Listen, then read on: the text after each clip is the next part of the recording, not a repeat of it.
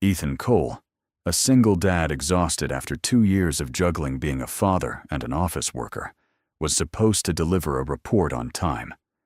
But when he pushed open the wrong door, his whole life stopped. In the room was not a conference table, but Vivian Harlow, a billionaire CEO, changing clothes, completely surprised, completely unprepared to meet anyone. An impossible moment had happened, and from that moment, Ethan's job, future, and heart were all about to be turned upside down. Could a single mistake be enough to change his entire life? Ethan stood in the hallway with his back pressed against the wall. His hands were shaking. The report folder had fallen somewhere near his feet. He could not move, could not breathe, could not think past the image burned into his brain. Vivian Harlow, half-dressed, staring at him with those cold gray eyes. He was done. Finished. 2 years at Harlow Innovations erased in 3 seconds. The building hummed around him. Fluorescent lights, distant voices, the faint ping of elevator doors. Everything felt surreal, like the moment before a car crash when time stretches thin and you see everything coming but cannot stop it. Someone walked past, a woman from accounting. She glanced at him but did not slow down. Ethan forced himself to move. He picked up the folder, straightened his tie, walked toward the elevator with legs that did not feel like his own. He had woken up that morning the same way he woke up every morning. 5:30. Alarm blaring. Lily's small voice from the other room asking if it was pancake day. It wasn't pancake day. It was never pancake day on Tuesdays. But she asked anyway, because she was 6 and hopeful and still believed her father could make miracles happen between coffee and carpool. He had kissed her forehead, made toast, packed her lunch with the crusts cut off the way she liked, drove her to school while she sang along to some song about butterflies, dropped her off, watched her run toward the gate with her backpack bouncing. That image always stayed with him. The backpack, the way it was too big for her small frame, the way she never looked back because she trusted he would always be there when she came out. Then he had driven to Harlow Innovations, parked in the far lot because senior staff took the close spots, rode the elevator to the 8th floor, sat at his desk in the corner of the open office plan where nobody noticed him unless something went wrong. That was his life. Wake up. Keep Lily alive. Keep his job. Repeat.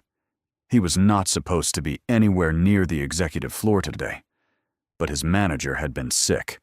The quarterly report needed to go up. Someone had to deliver it. Ethan had volunteered because he always volunteered, because he needed to be the reliable one, the one who showed up, the one who did not complain. Conference room B, 14th floor. That was what his manager had said. Ethan had taken the elevator, walked down the pristine hallway with its glass walls and abstract art that probably cost more than his annual salary. He had checked his watch. 7 minutes until the board meeting. Plenty of time.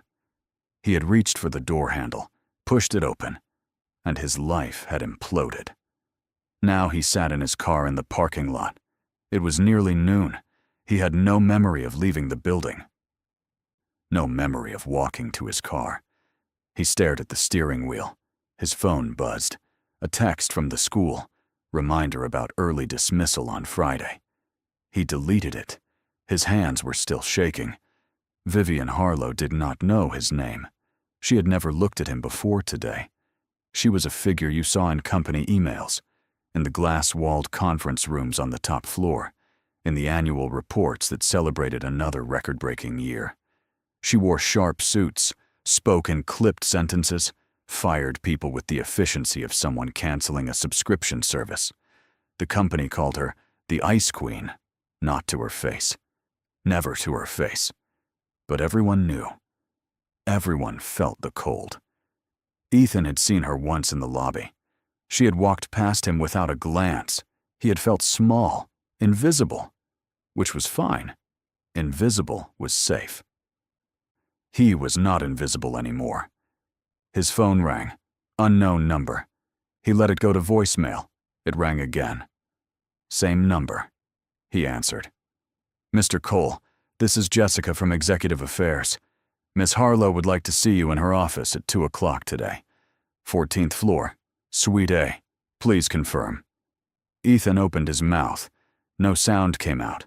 The woman on the phone waited. I'll be there, he finally said. The line went dead. He sat in the car for another 20 minutes. Then he drove to a coffee shop, ordered something he did not drink, sat by the window, watched people walk past. Normal people with normal problems. People who had not just committed career suicide. At 1:45, he drove back, parked, took the elevator, walked down the hallway towards Suite A. His heart hammered against his ribs. The door was solid wood. Expensive. A small plaque read, Vivian Harlow, Chief Executive Officer. He knocked. Come in. Her voice was calm, controlled. The same voice that had said nothing when he had stumbled backward and slammed the door 3 hours ago. Ethan stepped inside. The office was larger than his apartment. Floor-to-ceiling windows overlooked the city. Minimalist furniture.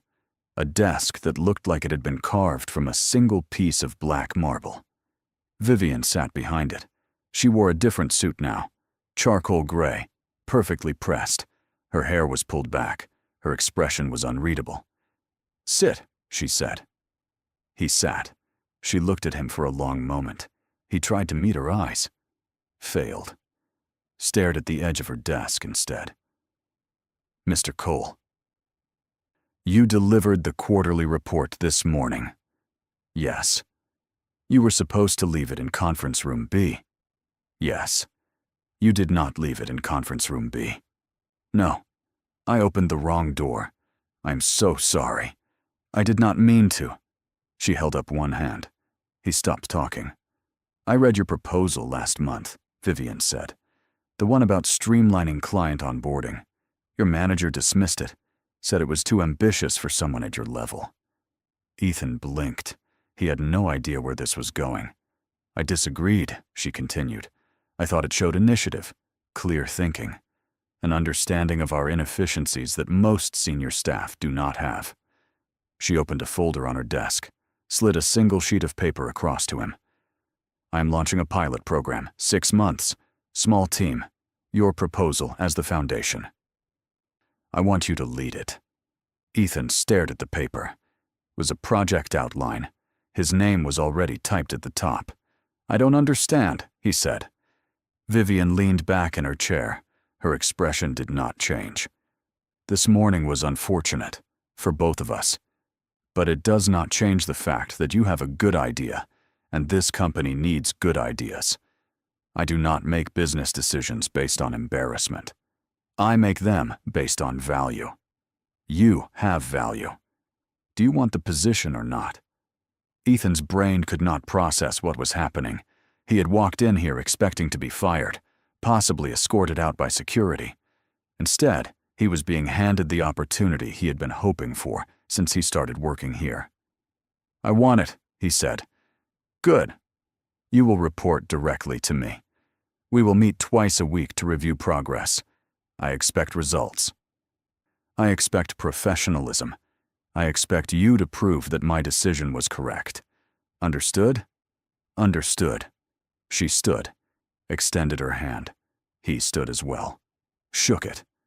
Her grip was firm, brief. Jessica will send you the details. Your first meeting is Thursday at 9. Do not be late. I won't be. He turned to leave. Mr. Cole. He stopped, looked back. Vivian's expression was still unreadable, but something in her eyes had shifted, just slightly. The door was unlocked, she said. I should have locked it. The mistake was not entirely yours. He did not know what to say to that, so he nodded. Left the office, walked down the hallway in a daze. The elevator doors closed. He leaned against the wall, let out a breath he had been holding for hours. His phone buzzed. A reminder. Pick up Lily at 3:15. He checked his watch. 2:20. He had time. Ethan drove to the school, parked, waited. When Lily came running out, backpack bouncing, he scooped her up and held her tight. "Daddy, you were squishing me," she said, but she was laughing. "Sorry, kiddo. Just happy to see you. Did you have a good day?" Ethan set her down, opened the car door, helped her into her booster seat. "Yeah," he said. "I think I did." He had no idea what came next, but for the first time in 2 years, he felt something other than exhaustion. He felt hope. The first meeting was scheduled for Thursday at 9. Ethan arrived at 8:45. He sat in the waiting area outside Vivian's office with a portfolio of notes he had stayed up until midnight preparing. His tie felt too tight. He loosened it, tightened it again. Jessica glanced at him from her desk, but said nothing. At exactly 9, the office door opened. Vivian stood in the doorway. Same sharp suit, same unreadable expression. "Come in," she said.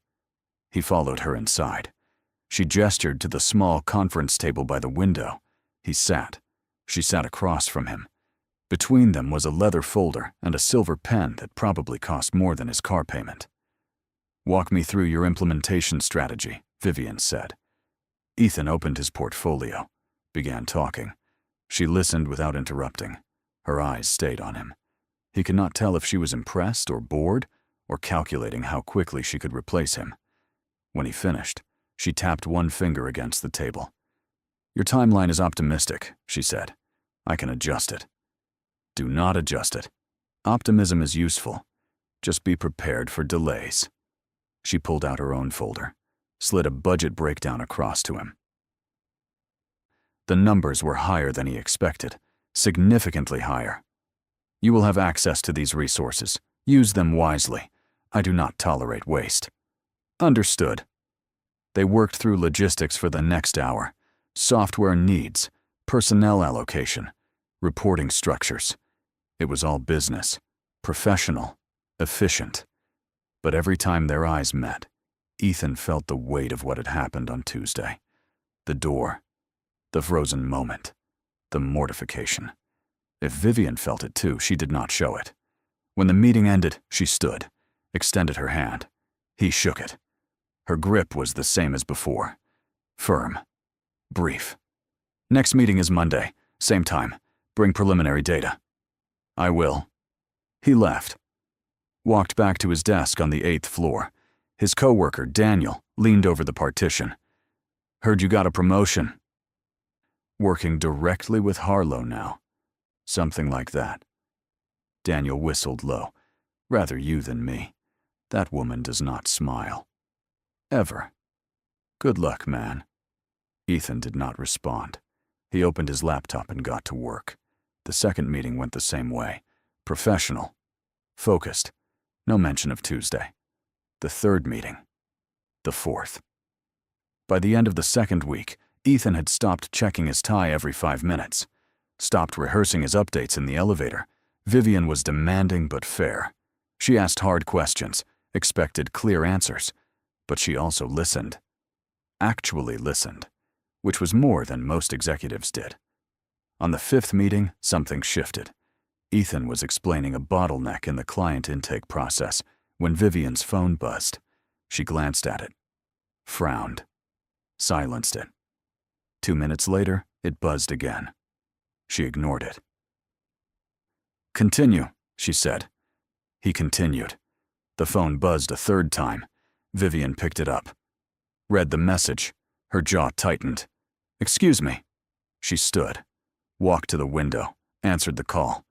"Mother, I told you I'm in a meeting. No, I am not coming to the gala. We discussed this. Because I have a company to run. Goodbye." She ended the call, stood there for a moment with her back to him. When she turned around, her expression was smooth again, controlled. But Ethan had seen the crack, just for a second. "Where were we?" she asked. "The intake process." They finished the meeting. But something had changed. She was not just the ice queen anymore. She was a person, with a mother who called during work hours, with a life outside these glass walls. The next meeting, Vivian asked about his daughter. It was casual. A throwaway question at the end of their discussion. How old is your daughter? Ethan looked up from his notes. 6. Her name is Lily. Childcare must be difficult with this schedule. I manage. My neighbor helps when I work late.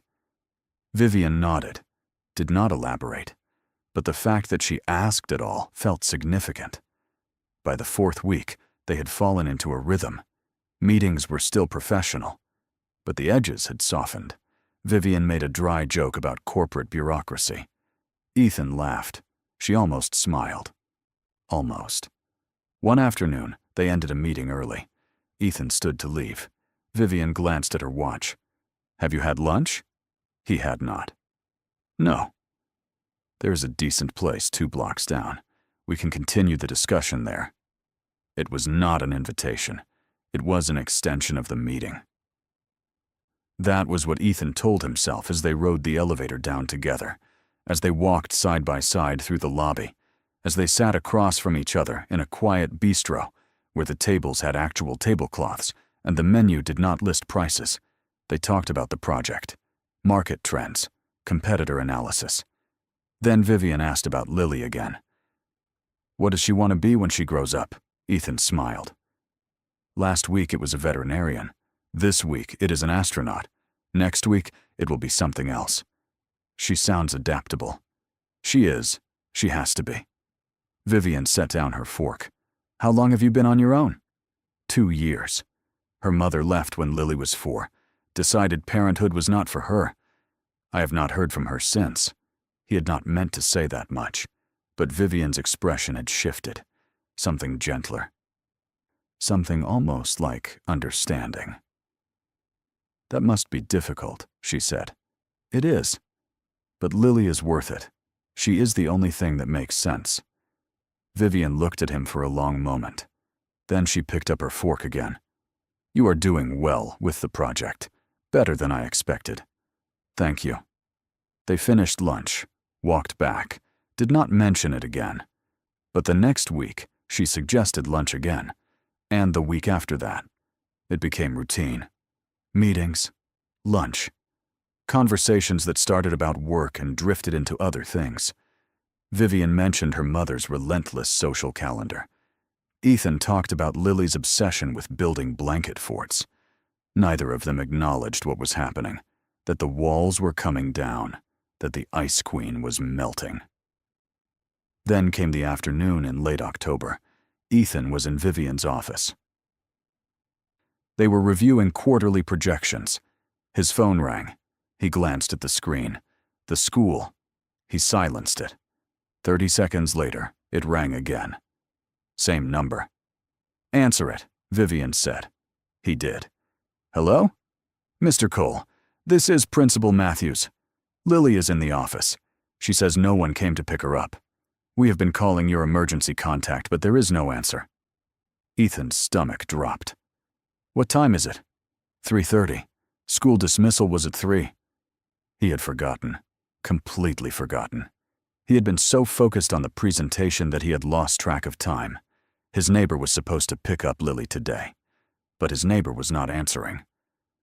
I will be there in 20 minutes, Ethan said. He stood, grabbed his jacket. I am so sorry. I have to go. I will send the updated numbers tonight.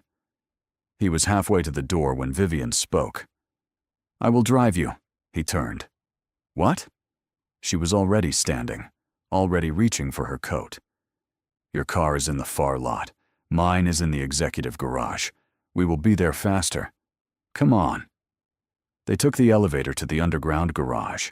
Vivian's car was a sleek black sedan that probably cost more than Ethan's annual salary. She drove with the same precision she brought to everything else. Efficient, controlled, but fast. Ethan called the school, told them he was on the way. His hands were shaking. He had never forgotten Lily. Not once in 2 years. He was the reliable one, the one who showed up. She will be fine, Vivian said. Her voice was calm, steady. I forgot her.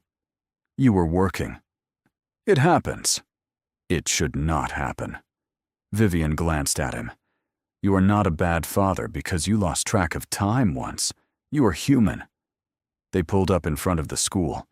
Ethan jumped out, ran inside. Lily was sitting in the office with her backpack on her lap. Her face was red. She had been crying. "Daddy!" He scooped her up, held her tight. "I'm so sorry, kiddo. I'm so sorry." "You forgot me," she said into his shoulder. "I know. I messed up. It will not happen again." He carried her outside. Vivian was standing by the car. Lily looked at her with wide eyes. "Who is that?" Lily whispered. "That is Miss Harlow. She works with Daddy. She gave us a ride." Vivian stepped forward, crouched down so she was eye level with Lily. "Hello, Lily. I've heard a lot about you." Lily studied her. "You're pretty." A smile flickered across Vivian's face. Genuine, brief, but real. "Thank you. You're very pretty, too." "Do you like butterflies?" "I do." "Do you want to see my butterfly drawing? I made it in art class." "I would love to." Lily climbed into the back seat, pulled out a crumpled piece of paper, showed it to Vivian. They looked at it together. Vivian asked questions. Lily answered. And for the first time since Ethan had met her, Vivian looked completely at ease. She drove them home.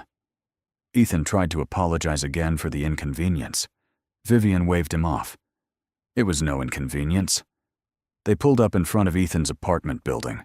It was not much, a small 2-bedroom in a complex that had seen better decades. Lily unbuckled her seatbelt, leaned forward. "Do you want to come inside?" "We have juice boxes." Vivian looked at Ethan. He should say no, should thank her and let her leave. But he did not. "You are welcome to come in," he said. She turned off the engine. Inside, the apartment was small, but clean. Lily's drawings covered the fridge. Her toys were scattered across the living room floor. Vivian did not seem to notice. She sat on the couch, while Lily brought her a juice box and 3 more butterfly drawings. Ethan made coffee, stood in the kitchen and watched them. Vivian listened to Lily talk about her day with the same focus she brought to board meetings. She asked follow-up questions, laughed at Lily's jokes. And Lily, who was usually shy around strangers, blossomed under the attention. An hour later, Lily yawned. Ethan checked the time. Almost 6. "Bath time." "Kiddo, can Miss Harlow stay for dinner?" Ethan looked at Vivian. She met his eyes. Something unspoken passed between them. "I should go," Vivian said, but she did not stand up. "Please stay," Lily said. "Daddy makes good spaghetti." Vivian smiled. "I'm sure he does." She stayed. Ethan cooked. Vivian helped Lily set the table. They ate together. The conversation was easy. Light. Lily asked Vivian about her job. Vivian answered in terms a 6-year-old could understand. Lily told stories about school. Vivian listened. After dinner, Ethan put Lily to bed. When he came back to the living room, Vivian was standing by the door with her coat on. "Thank you for today," Ethan said. "You already thanked me. 3 times. I know. But I mean it."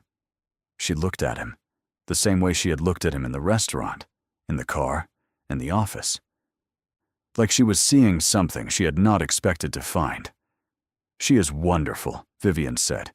"You are doing a good job. I forgot to pick her up. And you fixed it. That is what matters." They stood in the doorway. The space between them felt smaller than it should. "I should let you go," Ethan said. "Yes, you should." Neither of them moved. Vivian reached for the door handle, stopped, turned back. "The door you opened," she said quietly. "That Tuesday. Maybe it was not the wrong door." Ethan's breath caught. "What do you mean?" "I mean, maybe it was exactly the door you were supposed to open." She left before he could respond. Ethan stood in the empty hallway, listened to her footsteps fade, closed the door, leaned against it. Everything had just changed. Over the next 3 weeks, Vivian came to dinner twice more. She brought Lily books about space, about butterflies. She sat on the floor and helped build blanket forts. She laughed at Lily's jokes. And she looked at Ethan when she thought he was not watching. He was always watching. One evening in late November, after Lily was in bed, they sat on the porch. The air was cold. The street was quiet. Vivian had her coat wrapped tight. "I have been thinking," she said. "About what?" "About doors, about mistakes, about the things we tell ourselves to stay safe." Ethan looked at her. "What have you been telling yourself?" "That I don't have time for this, that it is inappropriate, that I am your boss and you are my employee, and there are rules for a reason. Those are good reasons. They are logical reasons, but they are not the whole truth." "What is the whole truth?" Vivian turned to face him. The streetlight caught her eyes, made them softer, warmer. "The truth is that the door you opened was not a mistake. It was the first honest thing that has happened to me in years, and I do not want to go back to pretending it did not." Ethan could not breathe, could not think, could only feel the weight of what she was saying. "I do not want to go back either," he said. She smiled, a real smile, full, unguarded. "Then maybe we do not have to." She stood. He stood. They faced each other in the dim light. The world felt very small, very quiet. "This is the best mistake I have ever made," Ethan said. Vivian reached for his hand, held it. "Then let us make it on purpose." And for the first time in 2 years, Ethan believed that everything might actually be okay. December came fast. The project was ahead of schedule. Ethan had assembled a small team, built the framework, tested the system with 3 pilot clients. The results were better than projected. Vivian reviewed his weekly reports with the same sharp focus she brought to everything. But now, when their meetings ended, she stayed. They talked about work, about Lily, about nothing important and everything that mattered. They were careful. No one at the office knew. They kept their distance in public. Separate elevators. No lingering glances in the hallway. But twice a week, Vivian came to dinner. Lily had started calling her Miss Viv. She brought drawings home from school specifically to show her, asked when she was coming back. Fell asleep on the couch next to her while they watched movies about talking animals. Ethan had not felt this settled in years, like he was building something real. Something that could last. Then Marcus noticed. Marcus Sullivan was Senior Vice President of Operations. He had been with the company for 15 years. He sat 2 seats away from Vivian in board meetings. He was the kind of man who smiled when he spoke, but never with his eyes. Ethan was leaving Vivian's office one Thursday afternoon when Marcus stepped out of the elevator. He glanced at Ethan, then at the office door. His expression did not change, but something sharpened in his gaze. "Cole, right?" Marcus said. "The new project lead." "Yes, sir. Spending a lot of time up here lately." "The project requires close collaboration." Marcus smiled. "I am sure it does." He walked past. Ethan stood there. A cold feeling settled in his chest. The following week, Marcus attended one of their progress meetings. He sat in the corner. Did not speak, just watched, took notes. When the meeting ended, he shook Ethan's hand. Impressive work, very impressive, especially for someone who was filing reports 2 months ago. Ethan forced a smile. "Thank you." After Marcus left, Vivian closed the door, turned to Ethan. "He's fishing," she said. "For what?" "Anything he can use. Marcus has wanted my position for years. If he thinks he can leverage something against me, he will. Should we? We should do nothing differently. We are running a project. That is all anyone needs to know." But Ethan could see the tension in her shoulders, the way her jaw tightened. She was worried. 2 weeks later, the board requested a review. Unscheduled, immediate. Vivian was called into a closed session. She came back an hour later. Her face was composed, but her hands were clenched. "They asked about you," she said. Ethan's stomach dropped. What did they ask? Why I gave the project to someone with limited experience, whether my judgment was compromised, whether there was any conflict of interest. What did you tell them? I told them your results speak for themselves. I showed them the data, the client feedback, the efficiency improvements. They have nothing concrete, just suspicion. Suspicion is enough. Vivian met his eyes. Not if we finish strong. The final presentation is in 3 weeks. If you deliver, they will have to accept that I made the right call. And if I do not, then Marcus wins. Ethan worked 18-hour days. He refined every detail, rehearsed every slide, ran scenario analysis until his eyes burned. Vivian reviewed his work, pushed him harder. She did not come to dinner, did not call. They barely spoke outside of project updates. Lily noticed. One night, she climbed into Ethan's lap while he was going over spreadsheets. "Is Miss Viv mad at us?" she asked. "No, kiddo, she's just busy." "Does she still like us?" Ethan held her close. "She still likes us." But he was not sure anymore. The night before the presentation, Ethan sat in his apartment, stared at his laptop. Everything was ready. The numbers were solid. The presentation was flawless, but his hands were shaking. If this failed, he lost the job, lost the opportunity. Vivian lost credibility, and whatever they had been building together would collapse under the weight of corporate politics and bad optics. He thought about calling her, decided against it, went to bed, did not sleep. The presentation was scheduled for 10 in the morning. Full board attendance. Marcus would be there. So would the CFO, the head of investor relations, everyone who mattered. Ethan arrived at 9. Vivian was already in the conference room. She looked at him, something unreadable in her eyes. "Are you ready?" she asked. "I think so." "Think is not good enough." "I am ready." She nodded, walked to the window, stood there for a long moment. "Ethan." "Yes?" "Regardless of what happens today, you did excellent work. I want you to know that." It sounded like goodbye. Ethan hated it. The board filed in, took their seats. Marcus sat directly across from Ethan, smiled that empty smile. Ethan began. He walked them through the entire system, showed the before and after metrics. Client retention had increased by 22%. Processing time had dropped by 38%. Revenue per client was up. Costs were down. Every projection had been met or exceeded. He answered questions, handled pushback, stayed calm when Marcus asked pointed questions about resource allocation and timeline management. Vivian did not intervene, just watched, let him prove himself. When he finished, the room was quiet. The CFO spoke first. "This is solid work, Cole. Better than solid." The head of investor relations nodded. "I want to implement this company-wide. How soon can we scale?" Marcus leaned back in his chair, said nothing. Vivian stood. "I think that answers your earlier concerns about my judgment. Ethan was the right choice. The results prove it." The board agreed. The meeting ended. People shook Ethan's hand, congratulated him, talked about next steps.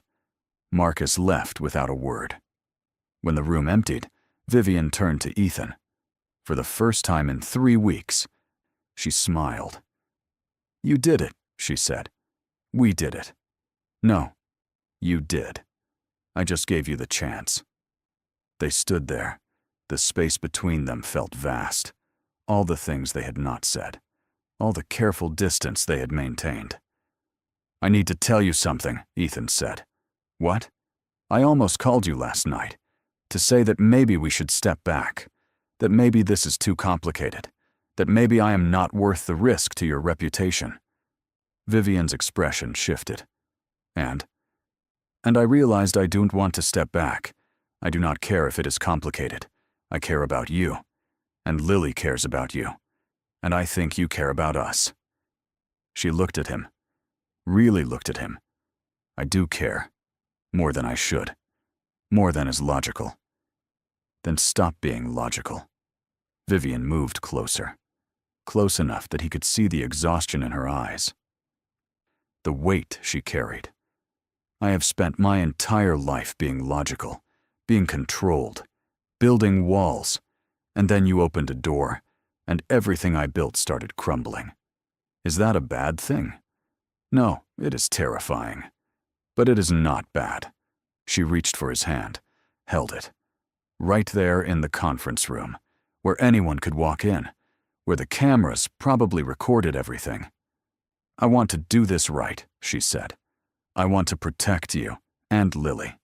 I do not want you to lose your job because of me. I do not want her to lose stability because we were reckless. What are you saying? I am saying we wait. 6 months. We keep this private. Let the dust settle. Let people forget about Marcus and his suspicions. And then, when the time is right, we stop hiding. Ethan wanted to argue, wanted to say 6 months was too long. But he understood. She was protecting them, protecting Lily. 6 months, he said. 6 months. And then we build something real. He squeezed her hand. Deal. 6 months later, on a warm evening in late May, Ethan stood on his porch. Lily was beside him. Vivian was on her other side. The three of them watching the sunset paint the sky orange and pink and gold. Lily held both their hands. She had been asking all week when Miss Viv was moving in. Ethan had told her soon. Not yet, but soon. Today, Vivian had told the board, had made it official, had weathered the raised eyebrows and the careful questions and the implicit judgment, had stood firm. Now she was here. Where she had been every weekend for the past 6 months, where she belonged. I was thinking, Vivian said quietly. Ethan looked at her. About what? About building something new. The three of us, if you are willing. Lily looked up. Does that mean you are staying? Vivian crouched down, met her eyes. If you want me to, I want you to. Forever. Vivian's smile was soft, genuine, the walls completely gone.